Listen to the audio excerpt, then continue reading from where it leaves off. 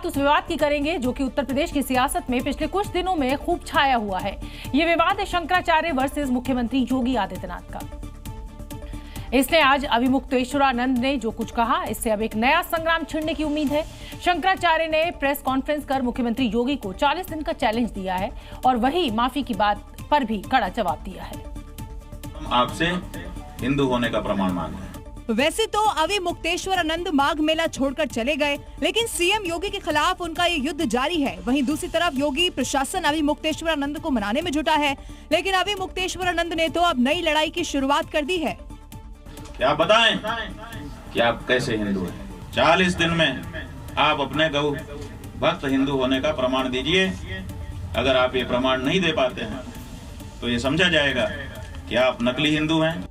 यानी जो लड़ाई प्रमाण से शुरू हुई वो अब प्रमाण पर ही आकर फिर से खड़ी हो गई है, क्योंकि विवाद शुरू होते ही सीएम योगी ने भी निशाना साधा था। एक योगी के लिए, एक सन्यासी के लिए, एक संत के लिए धर्म और राष्ट्र से बढ़कर के कुछ नहीं हो सकता। हालांकि इसके बाद माघी पूर्णिमा पर अविमुक्तेश्वरानंद को संगम स्नान करने के लिए मनाने की कोशिश शुरू हुई थी, लेकिन अभी भी अविमुक्तेश्वरानंद संगम स्नान को लेकर अपनी शर्तों पर अड़े हैं और अब सीएम योगी को चैलेंज देकर नई लड़ाई की शुरुआत कर दी है। उत्तर प्रदेश में 2027 में होने जा रहे चुनाव में अभी वक्त है, लेकिन बीजेपी विधायकों की नींद अभी से उड़ी हुई है और इसकी वजह यह है कि यहां एक सर्वे होने का सिलसिला अब शुरू हो चुका है, जिससे तय होगा कि किस सिटिंग एमएलए की सीट बचेगी और किसका पत्ता कटेगा। मुख्यमंत्री योगी आदित्यनाथ खुद इसकी मॉनिटरिंग कर रहे हैं, जिसका मतलब है सर्वे के जरिए तैयार की गई रिपोर्ट में कोई घालमेल संभव नहीं है। सर्वे का पहला दौर खत्म हो चुका है, जिसमें 403 सीटों पर सर्वे किया गया। सिटिंग एमएलए के कामकाज की जानकारी जुटाई गई, क्षेत्र में उपलब्धता और जनता से कनेक्शन की समीक्षा की गई और अब बारी दूसरे सर्वे की है। उत्तर प्रदेश में बीजेपी के विधायकों का इंटरनल सर्वे फरवरी के दूसरे या तीसरे हफ्ते में शुरू हो जाएगा। एक सर्वे पूरा होने के बाद एक और सर्वे की खबर से विधायकों के दिल की धड़कनें अब बढ़ गई हैं। सर्वेयर कंपनी तमाम विधायकों के क्षेत्र में जाकर पूर्व विस्तारक, आम लोग और जिला अध्यक्षों के साथ बातचीत करके सर्वे की रिपोर्ट बनाएगी, क्योंकि सभी सर्वे रिपोर्ट का मिलान कर ही फाइनल रिपोर्ट तैयार की जाएगी।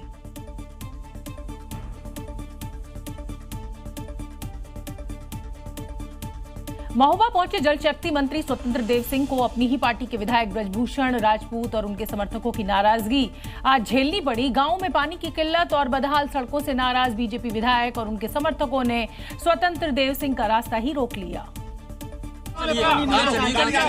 नौबत यहां तक आ गई कि नोकझोंक और धक्का मुक्की तक होने लगी। हालात बिगड़ते देख स्वतंत्र देव सिंह विधायक ब्रजभूषण राजपूत और उनके समर्थकों की शिकायत को दूर करने का भरोसा देने लगे। पानी नहीं मिलेगा तो अभी सस्पेंड करूंगा। नहीं मुझे क्यों मानना है यार? सड़कें खुदी रहेगी तो मैं सस्पेंड कर दूंगा। ये कागज में गांव में चलते।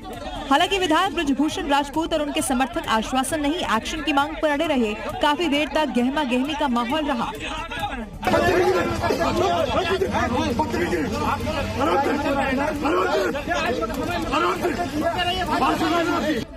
हालांकि बाद में मंत्री स्वतंत्र देव सिंह ने विधायक ब्रजभूषण को अपनी कार में बैठाकर उनकी शिकायतें सुनी और इस दौरान भी विधायक के समर्थक बाहर हंगामा करते रहे।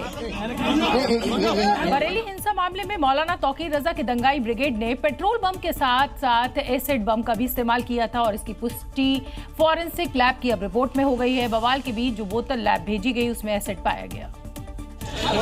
वहीं इस रिपोर्ट के सामने आने के बाद पुलिस महकमे में हड़कंप मच गया, यानी दंगाइयों ने पूरे प्लानिंग के साथ पुलिस वालों को जलाने की साजिश रच दी। मंशा साफ थी उनकी कि जो पुलिसकर्मी है उनको तेजाब डाल के जलाया जाए और अब फोरेंसिक जांच में इसका खुलासा हुआ है कि जो उपद्रवी बरेली में थे वो पेट्रोल बम के साथ साथ एसिड बम भी लाए थे। वहीं इस मामले में खुलासा होने के बाद अब मौलाना तौकीर रजा की मुश्किलें बढ़ना तय है। पुलिस इस रिपोर्ट को अपनी जांच में अहम सबूत के तौर पर पेश करेगी।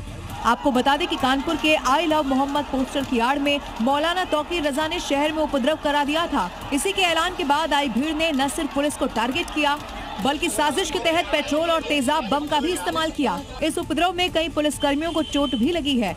फिलहाल इस पूरे मामले में फाइनल चार्जशीट दाखिल होना अभी बाकी है। इस मामले में तौकीर अभी भी फतेहगढ़ की जेल में बंद है, जबकि गिरफ्तार हुए कुछ आरोपी को जमानत मिल गई है। यूजीसी पर सुप्रीम रोक के बाद जहां एक तरफ सियासत गर्म है तो वहीं दूसरी तरफ जेएनयू के वामपंथी स्टूडेंट संगठनों ने फैसले के विरोध में मार्च निकाला और सरकार के खिलाफ जमकर नारेबाजी की, साथ ही पुतला भी फूंका गया, जिसकी तस्वीरें भी सामने आई, जहां लेफ्ट संगठन के छात्रों ने एक पुतले पर ब्राह्मणवाद मुर्दाबाद लिखकर उसे जलाया। इस दौरान जमकर नारेबाजी भी की गई।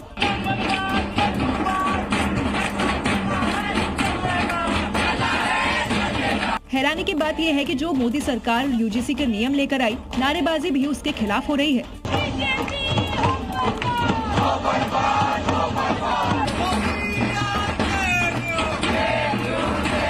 ये जो प्रोटेस्ट है गुरुवार देर शाम को किया गया था, जिसमें कई लेफ्ट विंग के जो छात्र हैं वो इसमें शामिल थे, लगातार प्रोटेस्ट कर रहे थे, मार्च कर रहे थे। ये दो तस्वीरें देखिए। नक्सली हिडमा के मरने के बाद प्रदूषण के बहाने नक्सली का समर्थन करने वाले ये वामपंथी अब वही जातिवाद का जहर बो रहे हैं।